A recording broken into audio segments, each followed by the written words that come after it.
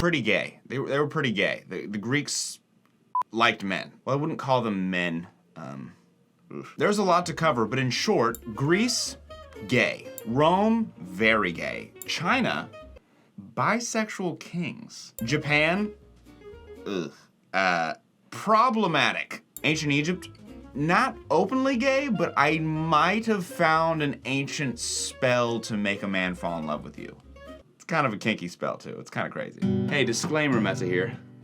Some people get their PhD in what I'm about to cover. And if you didn't know, I don't have a PhD. So, take it with a, hold on, this cord is so good. Grain of salt, because I don't know shit. Thank you, bye. When I started researching this, the first thing I realized was I had to throw away what it meant to be gay in my head. The best way I can illustrate this is let's look at two court cases from two completely different times. The first court case, oh shit, the trial of Oscar Wilde. If you do not know who that is, he's a very, very famous poet from 1800s England, and at one point he was kind of the star of England, but it all kind of came crashing down in 1895. In short, he was tried and charged for being gay. That's pretty much it. It really does show the modern perspective of sexuality. Oscar Wilde, even though he had a wife and kids, was seen as gay because he did homosexual acts. To most of us now, this kind of just makes sense. Like, okay, if you're a man who likes to sleep with men, then you are a different sexuality than if you like to sleep with women, right? But notice that we're focusing on the gender someone likes to sleep with and nothing else. But think about how many other things there are to focus on in sex besides gender. For example, I'm a straight man, my friend's a straight man. But I like to be very dominant, and he likes to be very submissive. We like completely different things during sex, but somehow we're in the same group. But if you group me with a guy who likes to sleep with men, but is also dominant, oh no, we're completely different. But it's like, but we like actually pretty similar things. My point is that in modern times, we focus on the gender someone likes, but that wasn't the only thing to focus on throughout history. Which brings us to the second court case, Against Timarchus, which is like over 2,000 years old from Greece. It's pretty crazy. Obviously, this is 300 BC Greece, so laws and like court cases aren't really the same. But in short, what it is a speech from a guy called Aeschines against the politician Timarchus. And his charge against him? You're a hoe. I say whoever threw that paper, your mom's a hoe. Aeschines starts the speech out basically outlining what an honorable man is in Greece at this time, which is very similar to today. He outlines about how he wants them to honor their parents like they are gods. He wants them to be good with money, not squander their inheritance. They want to have honor with their own body, and his charges against Timarchus are essentially, you are none of these. If you want to read this document, it's amazing. But around 50, he accuses Timarchus in front of this crowd of people of not only wasting his father's inheritance, but also screwing over his uncle in the process, losing the house, losing the slaves that he had from his father, and then, and this is the biggest charge, prostituting himself to a guy called Misgolas. He claims that when Timarchus was young, he lost all of his money because he had a gambling problem, because he had a drinking problem, because he has a problem with women, all this kind of stuff. And to pay for that lifestyle, he ended up prostituting himself to different men. He accused them of going to Misgolas, which I think was a gamble guy. He had like a gambling house. And then seems like another guy came in there and basically took Timarchus from him, and then so he started to live with him, and then apparently he went man to man to man so far down that at one point he actually rented himself out to the community slave, which is like obviously like the bottom of the barrel. His argument at the end of the day is we can't trust Timarchus to lead us as a politician because he can't even respect his own body. How can we expect him to respect ours? But notice that the charge against Timarchus was not the gender of the people he was sleeping with. It was all this other stuff and the fact that he was a prostitute. It was not the fact that it was with men necessarily. But there was something that this case kind of shows that is very current to today, which is it might be the earliest evidence of bottom shaming. Oh my God, it's our special guest, Alan. Oh, wow. I thought I was gonna sit in this chair when you were interviewing me, but No, it's still my show. Okay. Oh my god, I get a microphone? Yeah, it totally works. So, what's a top and a bottom?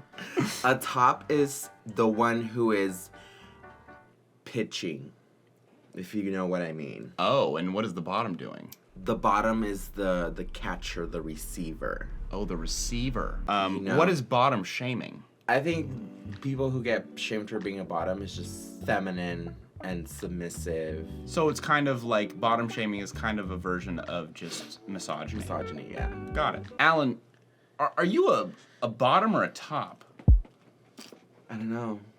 What do you guys think? The world may never know.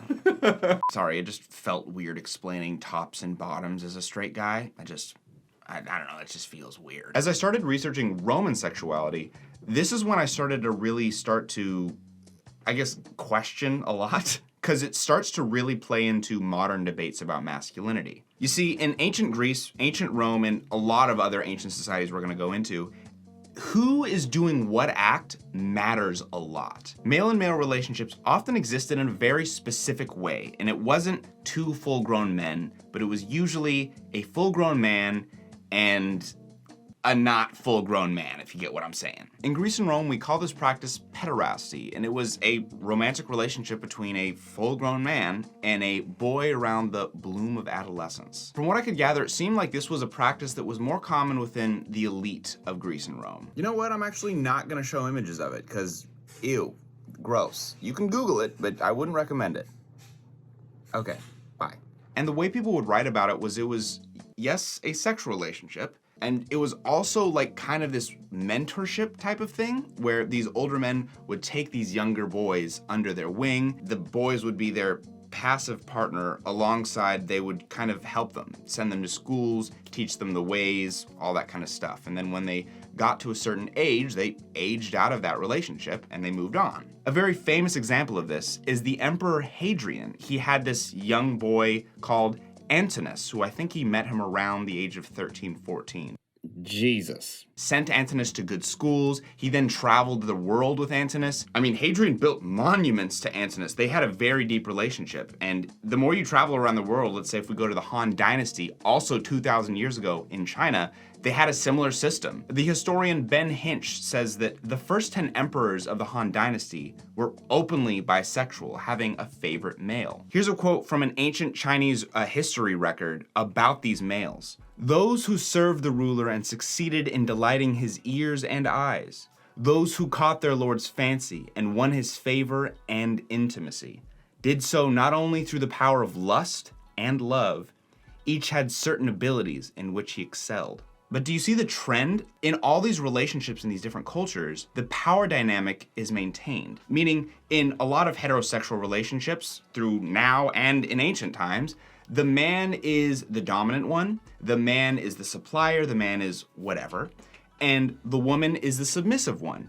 And in these relationships with these children, you have that exact same relationship. You have the man still maintaining his masculinity because he has someone who is submissive to him. And so these men that we would call gay, back then they were still kind of heteronormative because Alexander the Great, Hadrian, the emperors of China, many people in Japan, they were still in that relationship of they're a masculine man who is submissive to no other man. But what about the other man's perspective from this? How did the world see the bottom in this relationship? Well, luckily, I was sent an academic paper that focuses on this exact question called Revisiting Roman Sexuality, Agency, and the Conceptualization of Penetrated Males. And spoiler alert, they're not seen very well. Today's sponsor is my Patreon. Please, God, subscribe to my Patreon, please. I really don't want to have to go back to Uber. Oh God, the app is asking me to take a picture of myself. Yay. I'm not totally sure what you guys want to see from my Patreon, but right now it's a lot of the sources from this video and other videos. Like if you want to read the cool academic papers or just like weird papers that I wrote and download them, they're all there. It's really awesome. Sometimes they're hard to find too. But yeah, let me know if there's anything specific you want to see. Link in the description, and back to the video. They're often seen as overly lustful. This Roman poet called Juvenal attacks hypocritical men who speak of virtue but shake their buttocks. He says, "Am I to respect you, Sextus? You waggle your bottom." In another writing, a guy writes, "This man slobbered on me with the filthiest kiss. Next he clambered on the bed and undressed me by force, though I was unwilling. He vehemently ground his buttocks on my groin for a long time in vain," which I find... I'm pretty sure it's a story about how y'all f***ed, and sounds like you're just kind of upset that, okay, whatever. It very much gives the energy of, I'm not gay, he just like, he fucking tricked me, man. Jesus, okay, got it.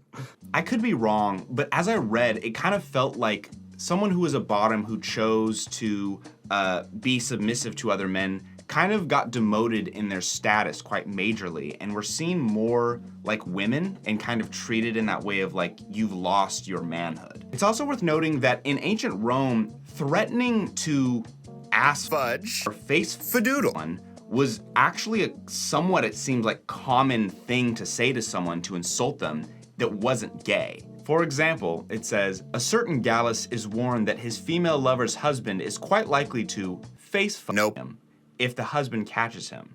And it's like kind of a thing. There's like a deity, Priapus, who threatens that if you steal from his garden, that the first time he catches you, he's gonna ass fuck you. But the second and third time, you're getting face noped. Which, doesn't that seem kind of backwards? Like, I feel like, I don't know, if I had to choose, it wouldn't be like, feel like I would have wanted to flip, right? I don't know if I had to get. But apparently in ancient Rome, being face fadoodle, like really, really, really disrespectful and emasculating. And also there was a verb for face fucking that was different than like blowjobs. Like the iramatus was to like face R word one. And fellatur is someone who like optionally sucks. Lollipops. God, there is not a chance in hell I'm getting this thing monetized. Jesus. But again, it kind of just speaks to the same thing, that a man's masculinity and him being a man is kind of dependent on if he is submissive to another. And if he is, then he is less of a man. Honestly, it kind of reminded me of when I first moved to LA. I was young. I was pretty twinky. I'm straight, but I had a lot of older men who would come to me and like offer to help me and change my life. I had people say, "Oh, I could help you with your career." I had this one guy who was a nice guy fly me out to, I think, Vegas, along with 2 other people. And he like got me a job working for like Mariah Carey's, like, it was like the Billboard something, whatever. The other 2 people had their own room. I did not get my own room. I not only had to share a room with him, I had to share a bed with him. It's weird how the idea of mentorship and sexuality are so intertwined often, especially for young men. And it really does speak also to like, to be dark, like kind of the abuse aspect of it, kind of like how that can be so dark, the thought of like a man getting over you like that, a man taking control over you like that. It's kind of dark. You know, as a historian, I can't judge, but as like a human being, it does make me like sick to my stomach. It's just predatory, and it's like it exists with heterosexuality as well. Like they're just kind of the worst. I don't know. Ugh, why don't you just mentor someone without trying to fuck? The final question you might wonder is, when did this modern idea of sexuality and homosexuality become a thing? And the easy answer is obviously Christianity. But that's just an easy answer. And on top of that, it's very like European. The real answer, in my opinion, is it's kind of always been a thing and always not been a thing. I'm not an expert, and there are actual experts in this out here, so grain of salt. But at no point when I was researching any of these cultures did I find a civilization that was totally cool with a full-grown man and a full-grown man being together like that. Like, it was either they were tolerant, or it was kind of alternative, or they were conditionally accepted, but like it was never, you know, oh yeah, there was a king and he was married to another king. Like that's just wasn't ever a thing that I read about. And the cultures that everyone says were cool with homosexuality, that really wasn't the case, because it was actually different. In Japan, up until like the 1800s, there's this thing called Shudo, which was the way of the use. And it was, again, a full-grown man having a relationship with a boy. It was not 2 men. It was very clearly sexually a man being attracted to a younger boy.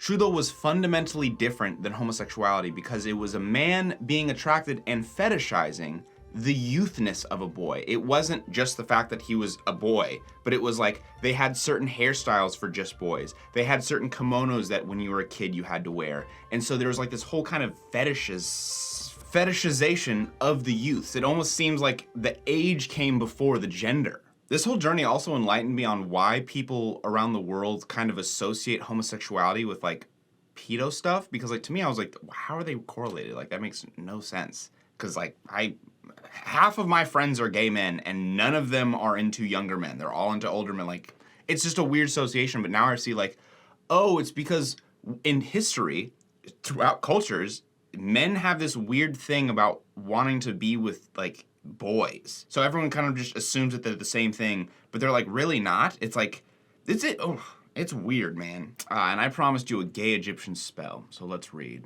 By the powers of Lao, Saboth, and Rus, I conjure thee by thy powers and thy charms, in the places over which thou art, and thy names, that even as I take as thee and place thee at the door and the pathway of Pi-Hello, the son of Maur, Pi-Hello is the guy you're trying to fuck, thou shalt take his heart, his mind, and thou shalt master his whole body. When he stands, thou shalt not allow him to stand. When he sits down, thou shalt not allow him to sit down. When he sleeps, thou shalt not allow him to sleep, but let him seek after me from village to village, from city to city, from field to field, from country to country, until he comes to me and becomes subject under my feet. I, Papaolo, the son of Noah, his hand being full of every good thing. Hand might have been a euphemism for penis, by the way. Until I have fulfilled with him my heart's desire and the longing of my soul with the goodwill and indissoluble love. Now, quickly, do my work. I hope they're in the field of reeds together now.